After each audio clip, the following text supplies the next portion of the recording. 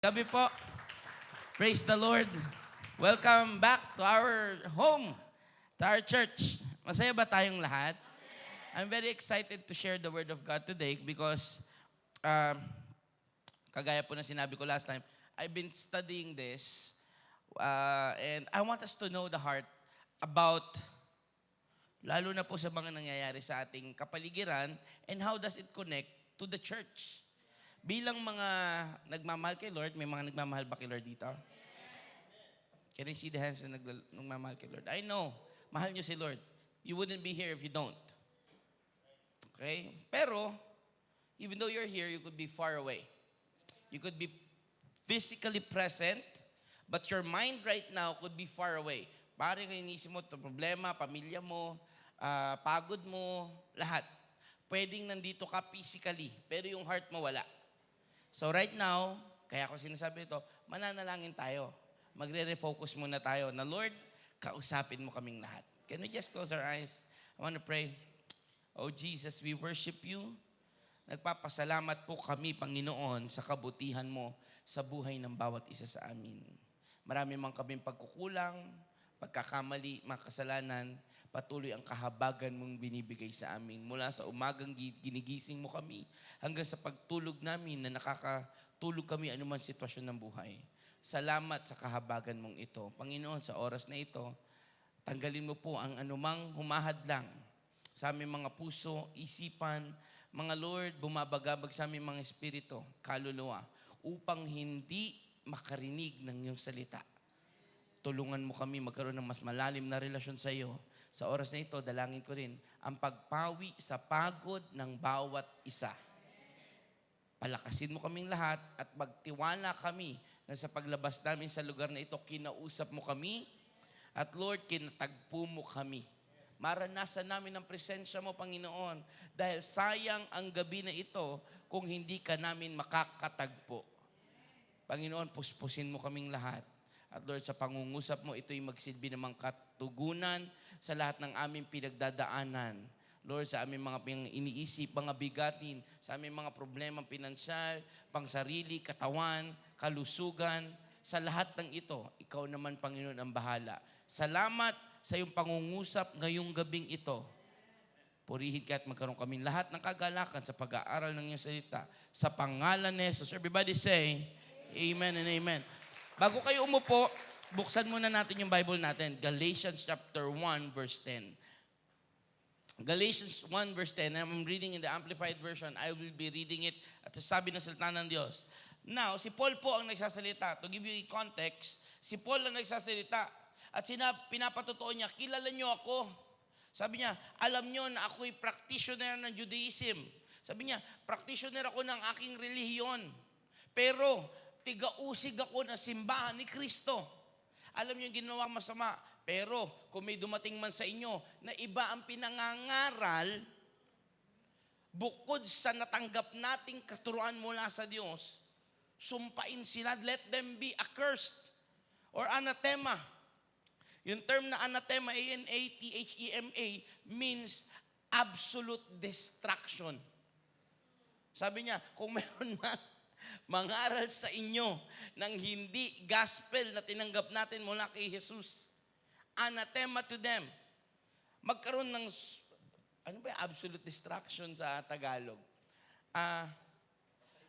Sobrang kalupitang salot, sumpa, kapahamakan, pagkasira ang dumating sa buhay niya. Ganun na sinabi ni ni Paul.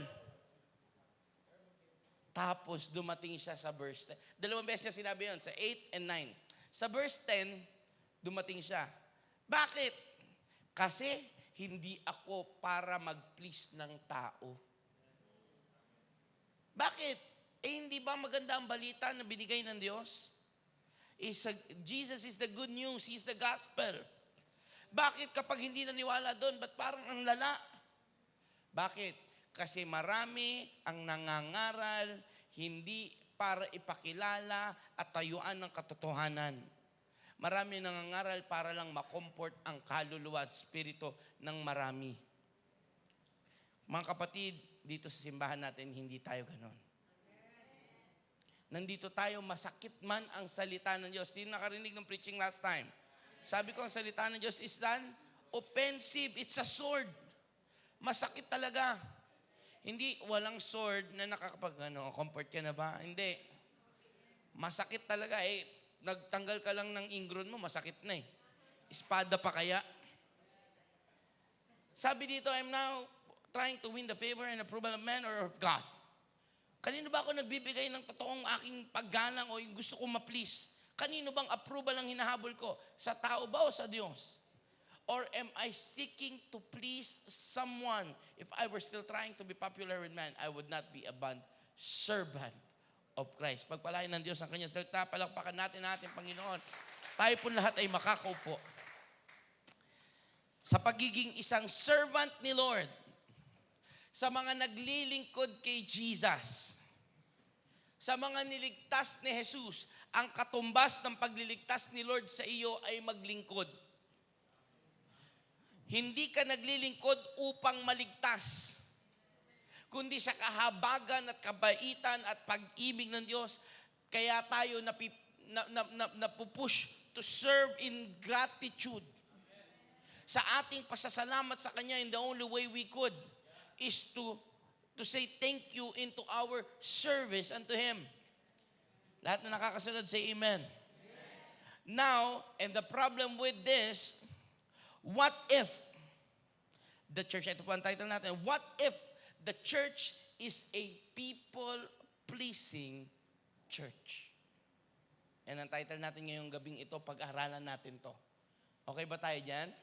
What if the church is a people-pleasing church? Bakit ganyan ang tanong, Pastor? Ba't yan pag-aaral natin? Kasi 90%, maybe 85 to 90% of the churches in the Philippines, not only in the Philippines, but all over the world, is not anymore standing in the truth, but they are compromised. When we say compromise, they are okay with people continuing in sinning, not saying what is the right thing to do or standing in the truth. Okay na sa kanila ang tao basta uma-attend. Basta membro ng church nila. I would not name names, but formerly, umattend kami ng isang gawain.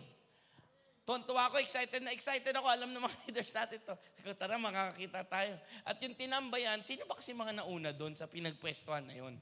Huli kami dumating ni nagpark kasi kami. Pagdating namin doon, nakakumpul na sila, nag-aantay, nag-aantay yung mga leaders natin. At pagdating namin, natagpuan ko, may binibless si pastor nila na isang sasakyan. Siyempre naman, masaya ka dahil may pinagpala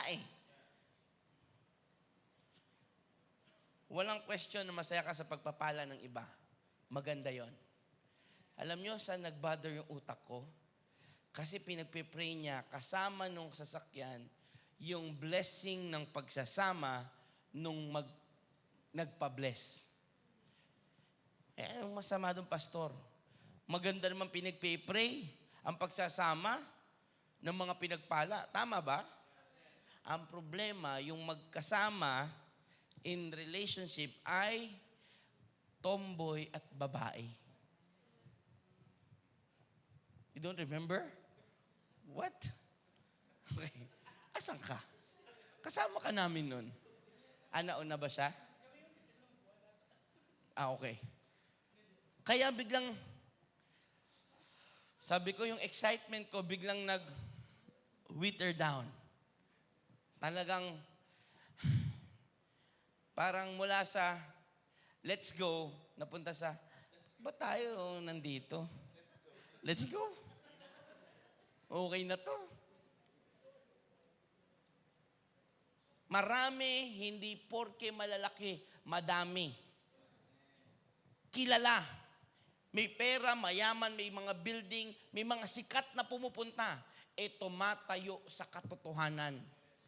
Bakit? Ang katotohanan po, ito ang katotohanan. Pag ang simbahan tumayo sa katotohanan, unti na lang ang pupunta.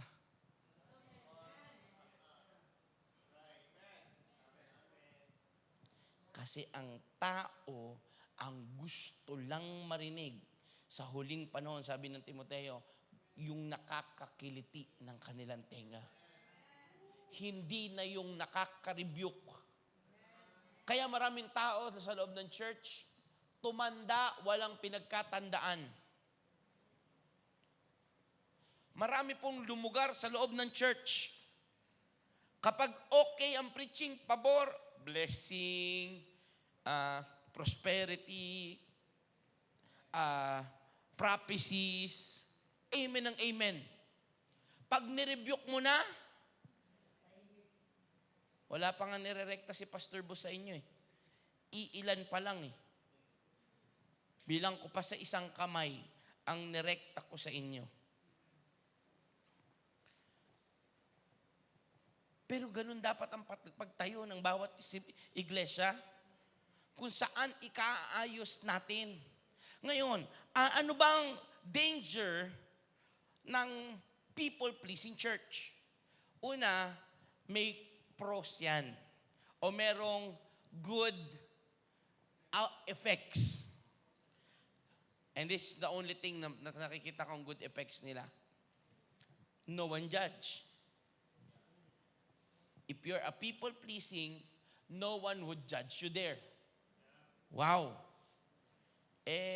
Tanong ko lang po sa isang iglesia na tumatayo sa katotohanan, may magja-judge ba din sa'yo? Wala rin. Lahat tayo makasalanan. Pangalawa, madami yun lagi. Laging madami yun. Bakit? Hindi sila makukondem. Ang pakiramdam nila, hindi sila mag-guilt trip. Ang pakiramdam nila, accepted sila kahit kasalanan. Patuloy sila sa kasalanan. Naintindihan natin? Ngayon, the trap of a nice church, moving from people-pleasing to God-pleasing, ay makikita natin sa Galatians chapter 1, verse 10.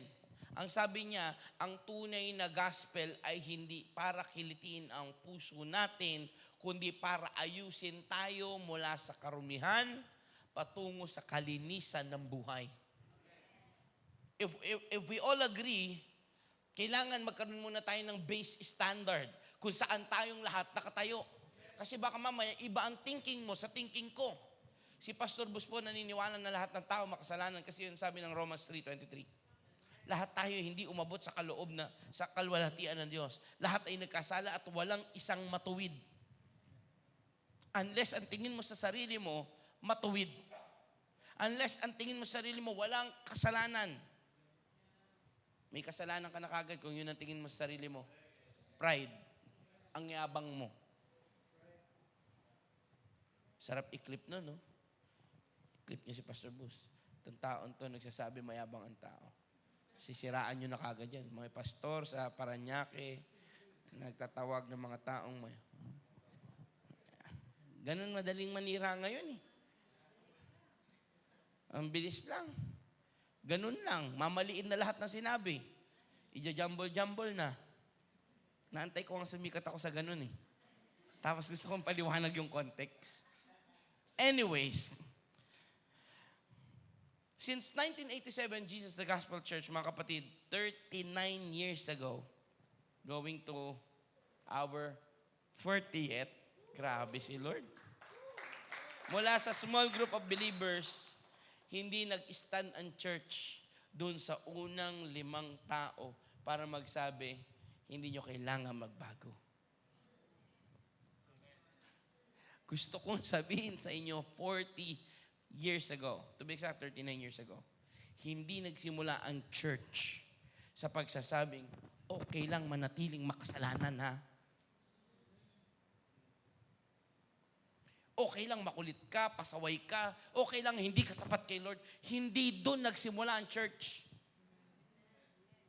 Alam nyo bakit? Kung nagsimula tayo sa ganon, walang isa mang umalis sa church na to.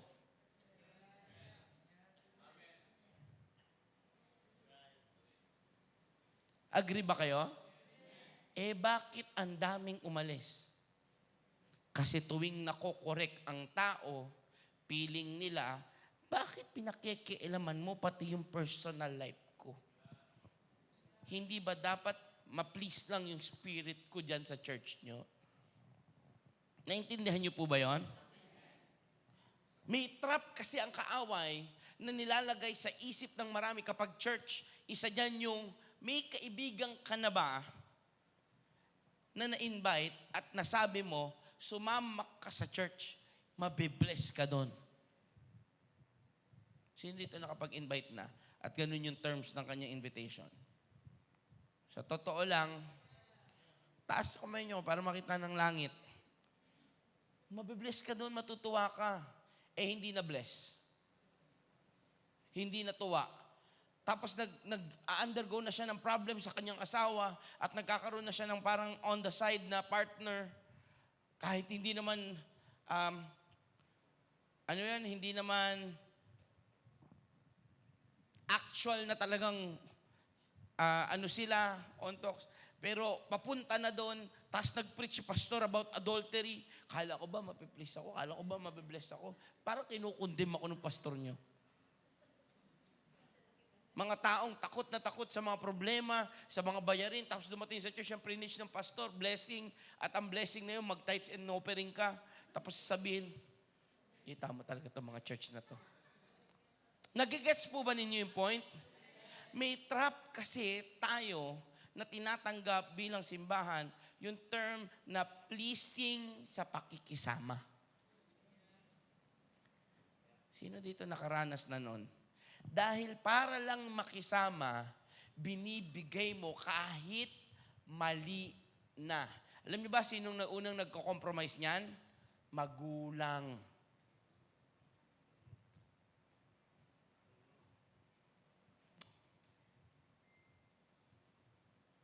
Wala nang umamen.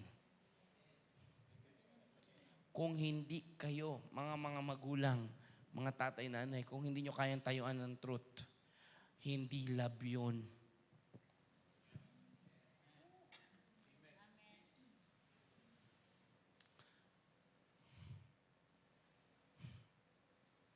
Masasaktan at masasaktan ng mga anak natin kapag sinabi natin ang tama sa kanila dahil gusto nila yung pamamaraan nila. Pero kung pamamaraan ng Diyos ang tatayuan natin, masaktan na sila. Basta nasabi mo yung tama, ang Diyos naman ang bahalang mag-ayos sa kanila. Kesa oo, kasama mo pero nabubuhay sa kasalanan at mali. Yung trap ng pakikisama, pleasing. Kaya marami, nung nagkatampuhan sa loob ng church dati dahil nagpi-pleasing sila sa each other, sa bawat isa, nagkatampuhan, pareha silang nawala. Sino dito may mga kilalang ganon? Ako marami akong kilalang ganon. Gusto nyo mag-drop name pa ako eh. Totoo. Tapos bandang huli, ito nakakatawa sa pakikisama, tapos dahil ano ba yung pleasing sa Tagalog? Nag-aanuhan lang kayo. Nagbobulahan lang kayo. Ito ang danger doon. Kayo nagkaaway bandang huli, church ang sira.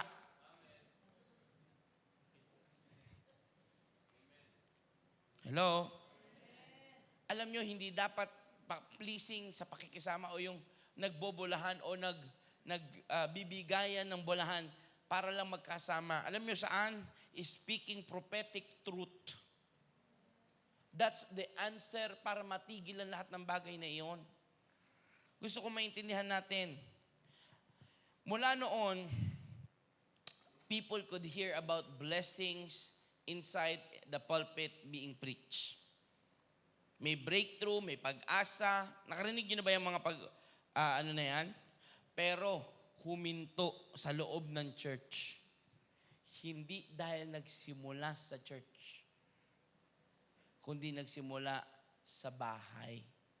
When we stop talking about legalities of truth. Kagaya ng tigil mo yung, kailangan mabuhay ka sa holiness. Tigil mo yung immorality. Tigil mo yung impurity. Wala nang tumatayo ngayon dyan? Meron pa ba? Bibihira na lang. Dahil pleasing ang church. People pleasing ang church. Dahil pag pre-niche nila yan, ano mangyayari? Tiyak, kinalingguhan, wala na nga atin.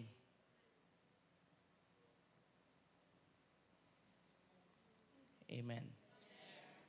Parang gusto nyo nang umuwi. Parang gusto nyo na ako iwan.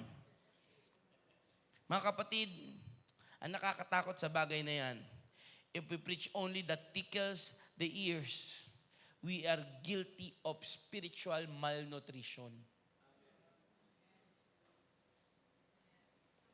If we only preach, ano man yung nakakakiliti ng tenga, tayo ang may dahilan.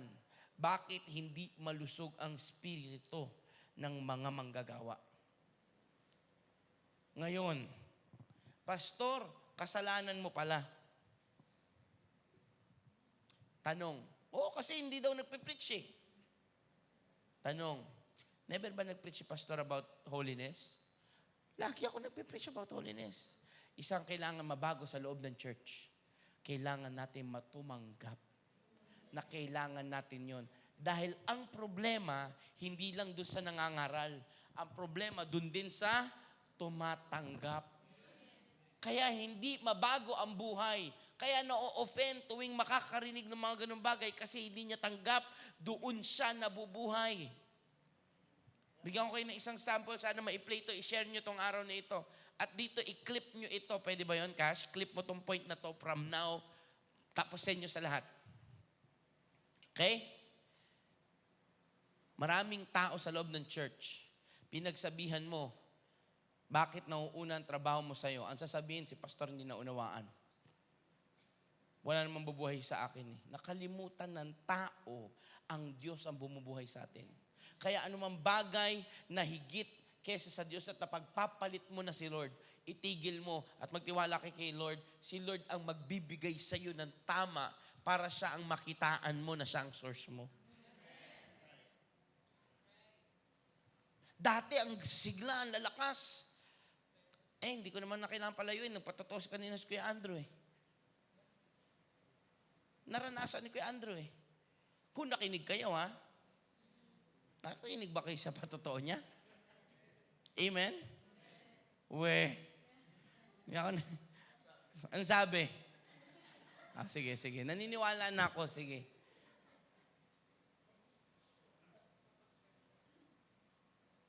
Pwede ka kumakanta pero wala yung heart mo.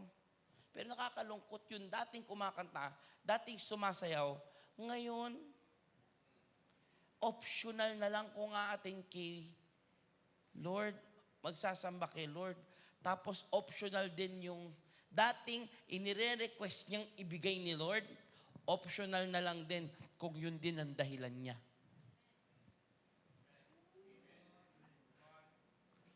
Lord, bigyan mo akong trabaho. Binigyan trabaho ni Lord. Lord, kasi may trabaho ko eh.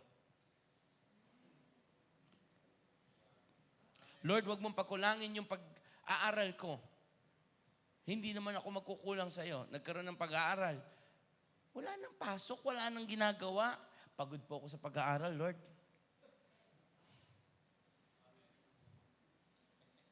Napupuyat kakanood ng kung ano-ano. Lord, bigyan mo nga ako strength. Pero hindi kayang mapagod ng extra hours sa pagsamba.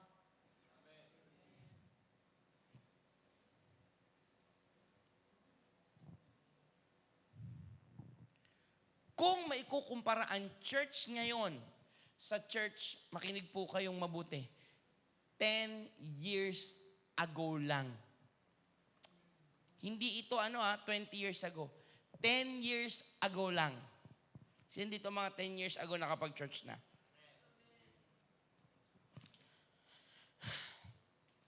Ten years ago lang, grabe. Malate ka. Sasaraduhan ka ng pinto sa church. Ngayon mo gawin yon? Baka i-demanda pa ang church eh. 10 years ago, Ang lahat na sumasamba kay Lord, walang nagchichinyelas. Walang parang nakapambahay. Ngayon, pupunta ng church, parang daig pa na malengke, maganda pa forma mo pag namalengke ka eh.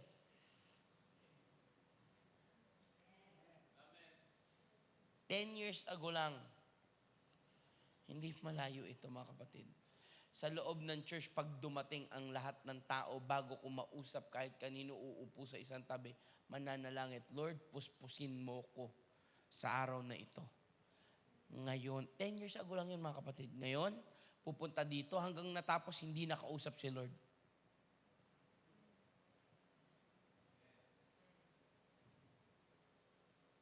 Second problem. May naintindihan ba tayo? Second problem, kapag people-pleasing ang church, nagiging parang number 2 point, nagiging sari-sari store ang church. Sino nakapunta na sari-sari store na may kumpletong bagay? Yung pati ulam meron. Nakapunta na kayo sa ganon? Meron po kasi sa amin ganon eh. Yung lahat nandun na. Sabihin mo na nandun. May mga rep, may ulam, may kanin, may bigas. Oh, tama yun. May mga meron bang mga ganon sa inyo na nakikita? Saan kayo namamalengke? SM? Sa social nyo naman. SNR kayo, ganon? Ang social nyo masyado, mga kapatid. Landers and SNR. Costco. Okay? Pasensya na, pang kanto ko eh. Okay? Araw-araw ang ulam ko sa kanto galing eh. Okay? Tinitreat ang church na parang sari-sari store. Kapag nagiging people-pleasing ang church, nagiging okay sa miyembro. Gusto ko muna maging clear. Sino ba ang church? Sabi mo sa katabi mo, ikaw at ako ang church. Hindi itong building na ito. Pag lumabas tayo dito, building lang ulit ito eh.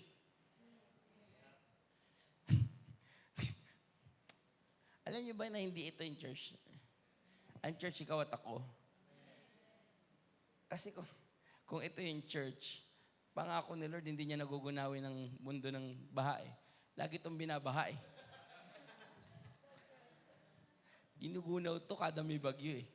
Kaya, hindi ito ang church. Ikaw at ako ang church. Sa lahat na nakaintindong joke na yon, salamat sa paglilingkod mo kay Lord na unawaan mo ang simbahan na ito. Okay? Sa taas ng church po natin, umaabot po dito ang baha. Okay? Kaya kapag pumapasok dito, kapag taas na isang malakas na bagyo, automatic, general cleaning. Alam ng lahat yan. Lahat, pati gamit, lahat. Kaya obvious ba, hindi ito ang church? Ginugunaw to ng mga bagyo. Pangako ni Lord, hindi niya nagugunawin ang mundo sa baha. Binabaha to ng gusto, ng ulan. Ikaw at ako ang simbahan. Ngayon, kung magiging people-pleasing tayo, sabihin mo nga sa akin mo, tayo pala. Walang kausap yung iba. Alam niyo po ba, may saltik lang ang tao nagsasalitang walang kausap? Uulitin ko ha, buwang lang. Nagabuang ba? Ang mga taong walang kausap pero nangasalita.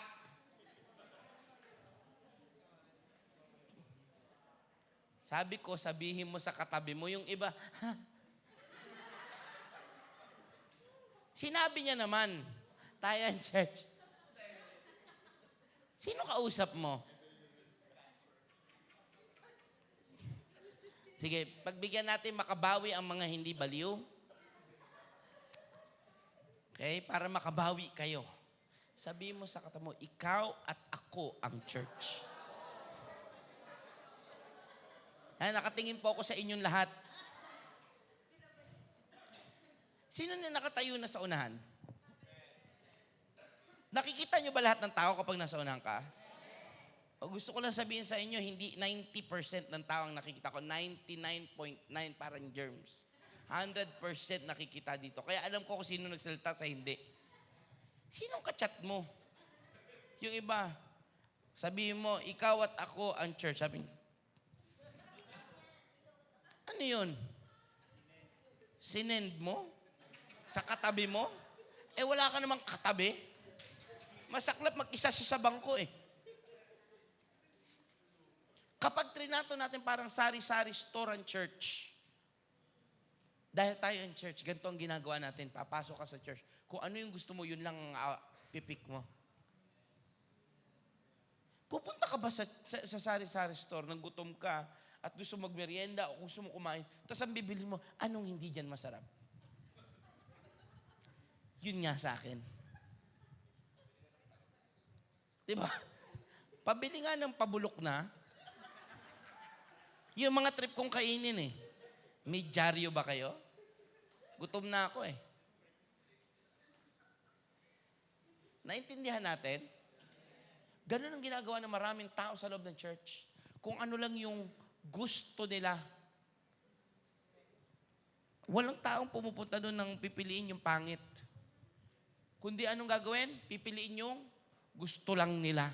Sa loob ng church, marami po, kapag people pleasing, ang maririnig mo lang lahat ng gusto mo. Puro comfort lang. Pero hindi tayo ganun. At ang isang tunay na Kristiyano, tunay na simbahan ng Diyos, hindi tayo nakabupay, kundi kung anong sinerve sa ating plato, yun dapat ang kainin natin. Kaya kung sinabi magbago, magbago. Sinabi magpatawad, magpatawad. Kung sinabing humingi ka naman ng sorry, humingi ka ng sorry. Kasi yun ang hinain sa atin ng Diyos. Kung sinabing huwag kang makipag-compromise, huwag kang maging people-pleasing, kundi God-pleasing ka. And God-pleasing means you tell the truth whether it hurts or not. May kausap pa po ba ako? Maraming pumunta sa loob ng church. Mga kabataan, nakikinig kayo? Pumunta sa loob ng church, walang naiintindihan. Puro pa-cute.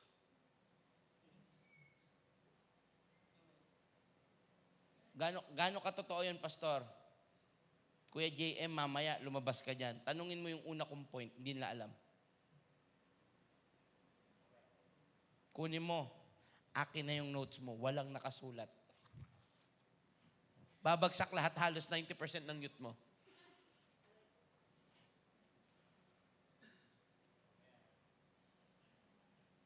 Totoo, hindi. Youth, totoo, hindi. Anong first point ko?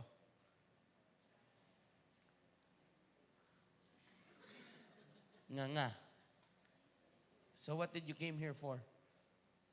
Magpa-cute, magpaganda? Wag. Sinasabi ko ito sa inyo kasi hindi nyo naman ito maririnig sa iba. Ako na ang pastor nyo, ako na magsasabi ng katotohanan sa inyo. Pumunta kayo sa church, magpabago kayo kay Lord. Mahalin nyo siya ng gusto. Mag-serve kayo ng gusto kay Lord. Naintindihan? Eh kung ito maririnig nyo sa iba, dito kayo matin. Pero kaya ako ito sinasabi sa inyo, kasi sino pa ba magko-concern sa inyo? Ang danger ng church na nagpi-please para tayong isang sari-sari store na constantly nag-change ng inventory para lang kung ano yung trend kasi yun yung gustong kunin ng mga bibili. Naintindihan natin? Dati naman kahit anong pilit ng baklat tomboy, hindi magpa-fly yun sa loob ng church. Ngayon, may mga churches na natanggap nila ang tomboy at bakla. Pastor, kayo ba hindi nyo tanggap? Hindi. Yung tao, tanggap ko, kaya ko mahalin yung tao, pero yung kasalanan ng pagiging tomboy at bakla, walang ginawa ang Diyos na ganun. Gusto nyo mabago yung puso't isip ko sa ganung bagay, patunayan nyo sa Biblia. At kung hindi nyo kayang patunayan sa Biblia, mali ang pagkakaintindi mo lang. Ganun kasimple. Very significant ang pagiging people-pleasing ng church ngayon. Malapit na ako matapos. Pangatlo, kapag people-pleasing ang church, we lose our identity. nawawala ang identity o pagkakakilanlan natin. Sino ka bilang anak ng Diyos? Ang sabi ni Paul, at sinagot niya yan sa Galatians chapter 1, verse 10. Sabi niya, am I here to please men or God? Ano daw? Andito ba ako para please sa tao? Hindi. I am here to please God. Anong ibig sabihin? Ba't sinagot niya yung identity doon? Ang identity ng isang nakakilala kay Lord is to please God no matter what. Romans 11:36. Romans 11:36. Andiyan kayo? Ito ang sabi ng salita ng Diyos, walang bagay na galing sa Diyos ang hindi dapat magbigay kaluwalhatian sa Kanya. Ano daw? Lahat dapat nagbibigay ng glory kay Lord. Naintindihan natin? Mula sa bahay, sa individual mo, sa sarili mong buhay, sa trabaho mo. Bakit? Ano sabi ng Romans 11:36? Pagkat sa Kanya galing ang lahat. Dahil sa Kanya, kaya ako meron ng lahat. Mula sa Kanya yan. Tingnan niyo, saan niya tinapos? At para din sa Kanya. Ang church, nalulus ang identity kasi imbis na lahat galing sa Diyos, dahil sa Diyos, at para sa Diyos, nagiging, wait Lord, baka ma-offend ko. Alam niyo, hanggang ang malala, dahil ayaw natin i-please si Lord. At gusto natin ma-please ang tao. Umaabot tayo sa kompromiso. Sa compromise. Meron pa nga compromise. Si Pastor, sinamahan ko kasi hindi siya magmi-midweek. Baka kailangan niya ng kasama. Talagang nahihirapan siya. Kaya hindi rin po muna ako nag-midweek. Ang kating nyo sa ulo, promise. Gusto ko kayong tirisin. At ang tawag doon ay pakikisama. Yung bang Pastor, empathy yun, hindi mo naintindihan. Sympathy with empathy yun. Wag ka. Wala ka nun, Pastor. Gusto ko mangutos. Bawal lang eh. Para lang maalog yung utak ba ng mga taong ganon? Gusto nyo gano'ng kalala na ang pagpiplis ng tao? Kapag kami isang taong against the church, basta tingin niya, nakaka-relate siya, pati siya nakiki-agree dun sa mali. Amen? Alam niyo ba na ang church hindi dapat dun nakatayo? Una, sinimulan ko kanina, ang simbahan, sinadya talaga ng Diyos gawin kasi alam niyang walang makakaabot sa kaluwalhatian niya. Lahat tayo makasalanan. Huwag natin malusang identity natin. Hindi tayo banal. Pinipilit natin magpakabanal, magbago. Hindi tayo maayos. Lahat tayo magulo ang buhay at hanggang ngayon magulo pa rin. Hindi sa maayos na tayo. Kinahabagan lang tayo ng Diyos. Gusto ko malaman natin ano yung realidad ng tao kapag piniplis ang tao ng isang simbahan. At alam nyo ito. I'm gonna tackle one issue inside the church. Yung mga kapatid natin sa Jesus is Lord, meron po ba dito dating sa Jesus is Lord nag-church? Kuya Dave, may mga kapatid tayo doon, ganito, at gusto ko marinig nyo itong lahat. Baka nakisawsaw ka sa kulay ng politika, sabihin ko sa'yo, mag-repent ka. Bakit galit na galit yung mga tao kay Brother Joel Villanueva dahil JAL siya? Dahil sa tinayuan niyang stand sa buhay.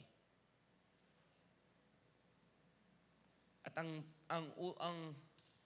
ang branding sa kanya ay corrupt, walang paninindigan, at ang nakakalungkot, maraming tao nagko-comment sa lahat ng mga pictures niya, dati akong JL, hindi na ngayon. Nakabasa na ba kayo ng mga ganon? Ang daming trending na ganon ngayon. Sino dito nakabasa ng ganon? Gusto kong sabihin sa inyo, hindi tunay na Kristiyano nag-post nun. Sabihin nyo naman, judgmental si pastor. Oo, judgmental na ako. Oo na. Harap nyo sila sa akin, oo na. Ang yabang naman ni pastor, oo, mayabang na rin. Sabi ko nga sa inyo, binabago pa lang ako ni Lord eh. Bakit? Sino hindi makasalanan sa loob ng church? Nalantad lang yung kanya. Pangalawa, bakit ka nag-post ng gano'n at sasabi mo umalis ka sa church mo dahil sa taong gano'n? Ibig sabihin, sa tao ka tumingin. Sinong hindi makasalanan? Ayun o, may cross, ipaako.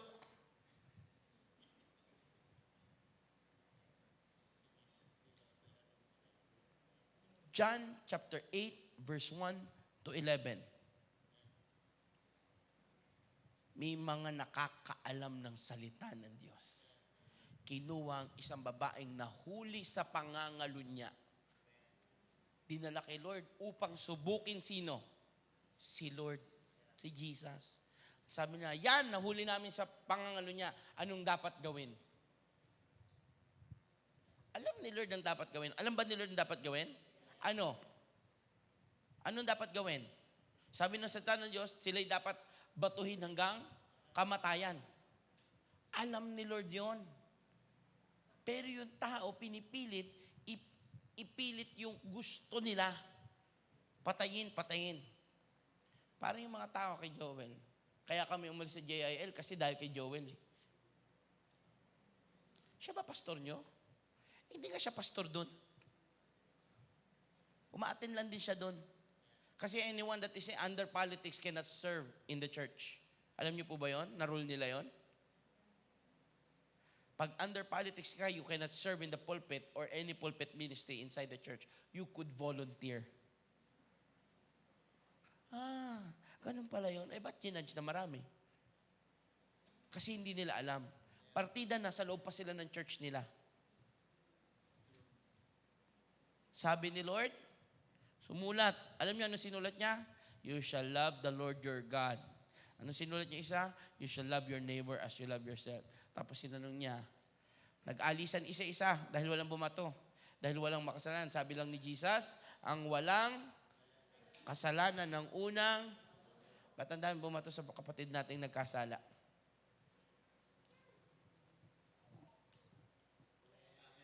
Bakit maraming paratang hindi mo naman napatunayan nakibato ka? Kasi people-pleasing ang church. Pero kung si Lord lang ipiplease mo, edi may kasalanan ng lahat. Sino naman ang hindi kayang patawarin ng Diyos? Kaya nga sabi niya, tumayo ka. May nakikita ka ba bang babato sa'yo? At kung meron man may karapatang pumukpok ng hollow block sa ulo ng babae na yon, si Jesus na yon. Tumayo ka. Bakit? Walang kasalanan si Jesus eh. Sabi niya, yung bumato yung walang kasalanan. Ang sabi ng Biblia, unti-unti silang umalis. Hanggang sa wala natira. Sabi niya, wala nang babato sa'yo. Kung may uulitin ko, kung meron man, si Lord na yung pwedeng kumuha ng, ako yon, sabi niya. Sabi niya, yun. Buti, sa kahabagan ni Lord, hindi yun ang storya. Bumato ang walang kasalanan. No? Walang kasalanan lahat. Bumato sa ano? Pok. Wala. Sabi ni Lord, maski ako man. Ano sinasabi niya? Anong pinapatunayan niya? Gusto ko marinig niyo po ito dahil dito magbubuod yung storya natin. Sabi ni Lord, ako nga walang kasalanan, tanggap ka. Narinig niyo ba yon? Sabi ni Jesus, nung sinabi niyang, kahit ako, hindi babato, malaya ka na at wag nang magkasala muli. Anong ibig niya sabihin? Ako nga, tanggap ka. Magbago ka lang. Maging tunay kang simbahan. Ang ibig niya sabihin, kapatid, wag tayo sa people pleasing. niya, go and sin no more. Hindi niya sinabing, come, follow me. Niya, go and sin no more. Mabuhay ka nang wala ng kasalanan. Pinatawad na kita.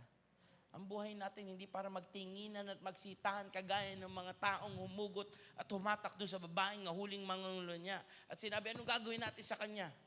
Ganyan ba ang church? Alis na kami sa relihiyon na ito. Lahat na nakakaintindi ng sinasabi ni Pastor Busquets niyo, say amen. We must be a church that stands in truth, in holiness, faithfulness, and righteousness. Hindi tayo church na people-pleasing. We are a church that is a God-pleasing church. Kaya huwag ka magtataka, one day, wala na yung katabi mo. Hindi mo naiisipan, siguro, struggle lang siya. Hindi. Ayaw niyang i-please si Lord at ang gusto niyang i-please, sarili niya. People-pleasing. Naintindihan? Sabi mo sa katabi mo, kapag nawala ka, sana ang pagkawala natin, ganito ha? Si Angel, sabi ni Angel, mawawala ako. Iba naman yun, anak. Sana kung mawawala ka man kasi sinend ka ni Lord para mag-pioneer. Para mag-church, magtayo ng simbahan na gawain sa ibang lugar. Pero yung nawala ka, tapos marami ka pa sinabi sa church. Kapag nawala, sige mo yung katabi, pag ikaw nawala, sabihin mo sa kanya, pag ikaw nawala, at may sinabi ka sa church, or sa mga pastor natin, ikaw ang may problema. Tanggap nyo ba yon? Pastor, totoo makasalanan ng church? Oo, makasalanan talaga ang church. Oo. Kasi kung hindi tayo makasalanan, hindi tayo magsasama-sama tumihingi ng tawad sa Diyos. Totoo, makasalanan tayong lahat. Walang magsasabing banal na tayo. Kaya kung may church na ganun, huwag niyong pupuntahan. Madudumihan sila. Kompleto na sila, malapit na silang kunin ni Lord. Perfect na sila eh. Tama? Kapag sumali ka doon, ikaw magpapadumi nun. Hayaan nyo na sila, sinabi nila, okay na kami dito. Eh di okay. Basta tayo, tanggap natin may pagkukulang pa rin tayo. Tanggap natin mahina tayo. Tanggap natin kailangan natin ang Diyos. Amen. Palakpakan niya natin malakas ang Diyos. Mga kapatid, hinahamon ko kayo. Starting today, learn to rebuke. Pastor, makaka-offend ako. Okay na, maka-offend. Basta sinabi mo yung totoo. Pwede mo naman sabihin ang rebuke with love. Kaya ko lang sinasabi sa iyo to, tumigil ka ng pagiging bakla. Mahal kasi kita. Hoy, wag mong ganyanin si Jen Rab, hindi bakla yan. Tinapik-tapik sa likod.